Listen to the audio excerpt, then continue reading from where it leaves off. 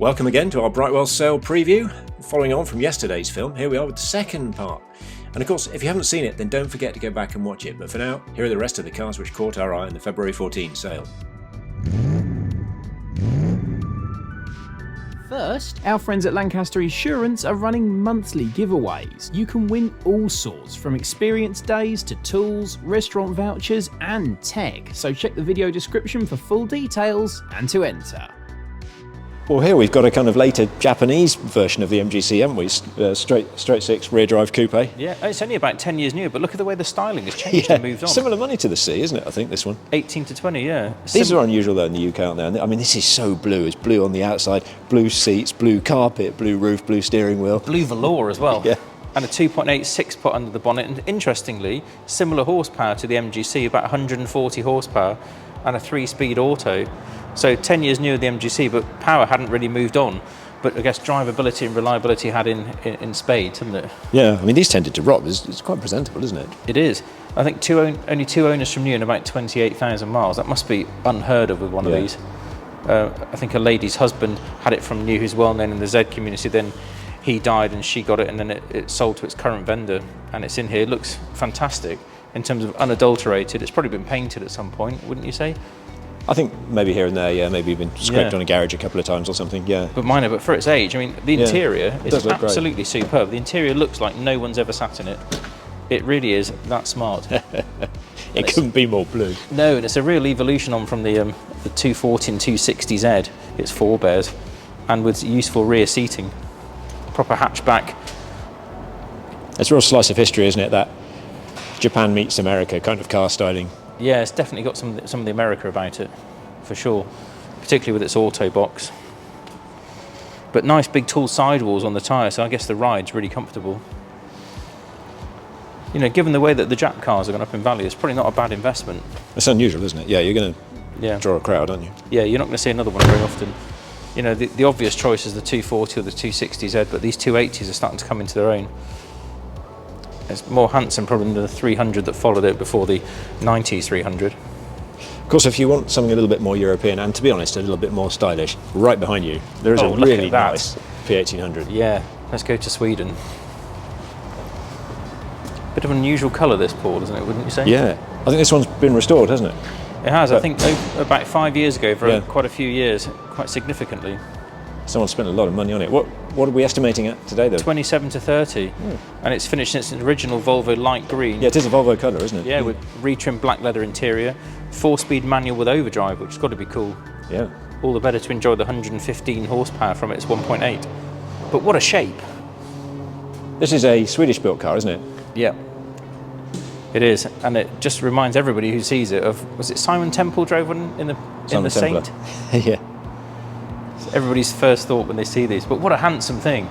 We don't see them in this condition very often, I have to say. This is a real treat. Yeah, most of the really nice ones stay within the club, I think, don't they? You don't see them on the market that often. No, they don't come to market very often at all. Yeah, what a handsome car this is. Love the styling. Really ahead of its time, I think, at the when it was launched. You know, these swooping lines at the back, the jet fin back end. Really handsome.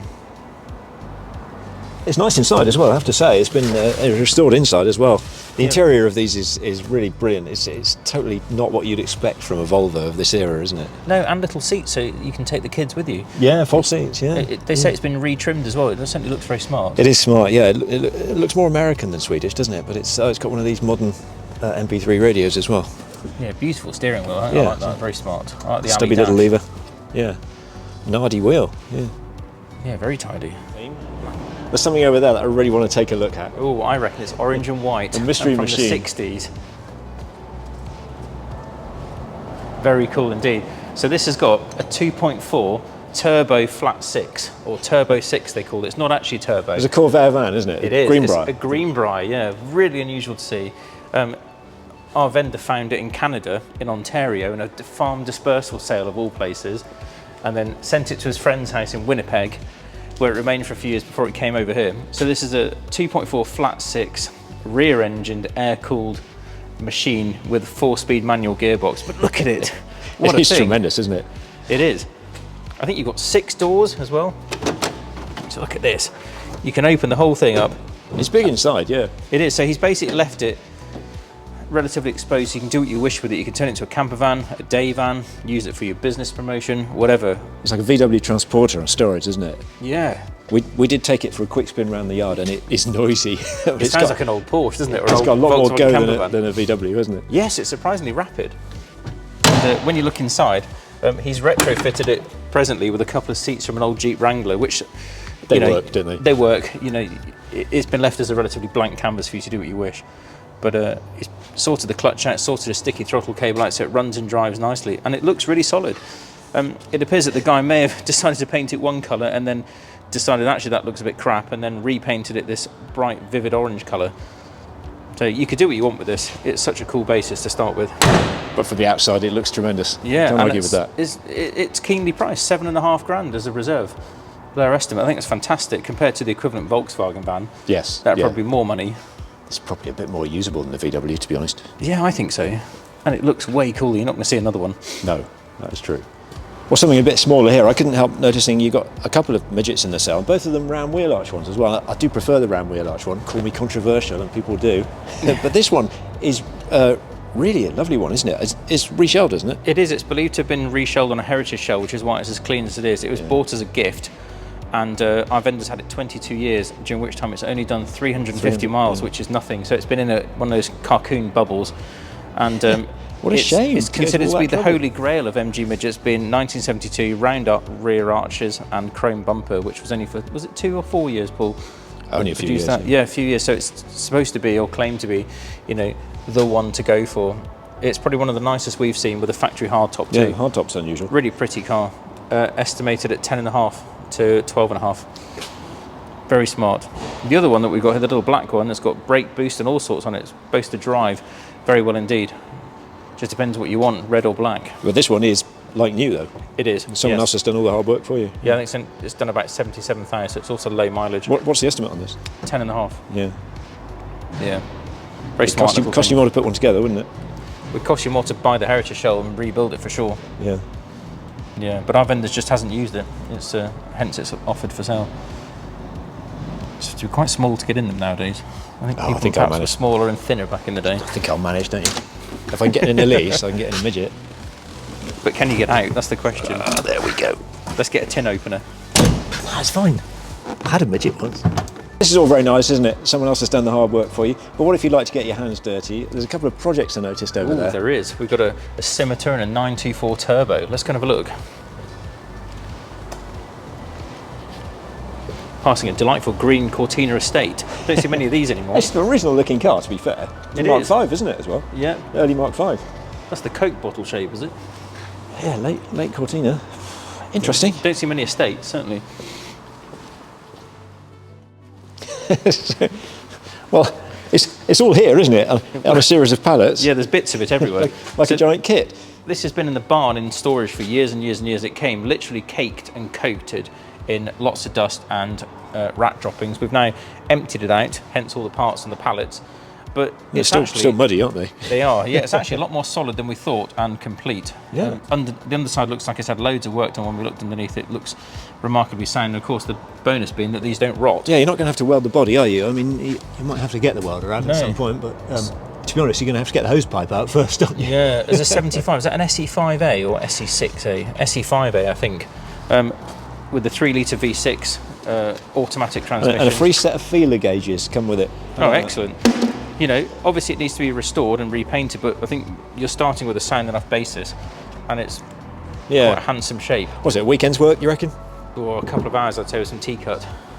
But these have really shot up in popularity and value. You know, for years they were languishing around the couple of hundreds mark. Now we've seen 10, 12, 11 grand for these when they've been done nicely. So certainly ones to watch. Yeah, with the fiberglass body and the Ford engine, they're quite a practical classic to own, aren't they? Once you've put it back together, you know, it's quite easy to look quite after. well as well. There's a few people done V8 They drive conversions. nicely, these. Yeah, some people race them, but structurally and fundamentally, it looks like it's all there. Yeah. This is one of these compelling projects where you start to think, I could do this. You know, I could have this done by Monday. Yeah, but estimated at 1,200 quid. That's a lot of car for the money. It is, yes. Yeah. A fair amount of work, sure, but no, it's probably quite enjoyable, isn't it? If you haven't got to actually weld it up, you know. Yeah. Got another project down here. Oh yes. Well, that's all we've got past time for in this E34, first part. Porsche Come back tomorrow Boxster, for a second look at the rest Vauxhall of the Astra cars, which caught our eye in VXR. this sale. V8 MG. Oh yeah, Just like to nice. subscribe, Manual make as sure you well. won't miss it. A Golf Mark II with a Audi TT or S3 1.8 turbocharged engine, reputedly pumping out about 300 horsepower. But here, Is this a real turbo? I see the it is. Yeah, this is a 924 turbo. It's quite a complete car. It's not, tatty, isn't it? But it is complete. Yeah, the guy thought it'd be great to prime some of the panels, but it's originally a Guards Red Phase 2 924 turbo from 1981. So a good and rare thing with lowish mileage. So the red's the original colour. Yes. He's already sourced the panels for you. Yep. Interior wants a The bit of engine work. turns by hand. It's a 2-litre turbo, developed about 170 horsepower when new. These are now rare as rocking horse poop. Yeah, it's going to need a bit of work, isn't it? It'll need a bit, but the engine turns. Not too happy, and the tank's missing its cab. Yeah. But fundamentally, it is a turbo with its correct wheels. So the engine's free, even if it doesn't Yes, run. and it's solid. They normally go really badly in the sills. This car's good. It's got a bit of a cracked dash. They all do that. But where they go, this hasn't gone, and it's solid. It's a great basis on offer at no reserve. Ooh, no reserve. Yeah, lift out sunroof too. But when they're done, Again, it's one of those projects you think, well, I could have a go at that, and if you get it for the right money, it wouldn't matter how long well, it took exactly. you, would When it? they're done, they're 15 to 20 grand, and they're super rare now, Yeah. and becoming slightly more in vogue. For years these and 944s languished, but they've really started to make some money and make some waves. Then if you want a real restoration, next to it is an XJS 2+2 XJSC by Lynx, headlights, rear Cabriolet. seats.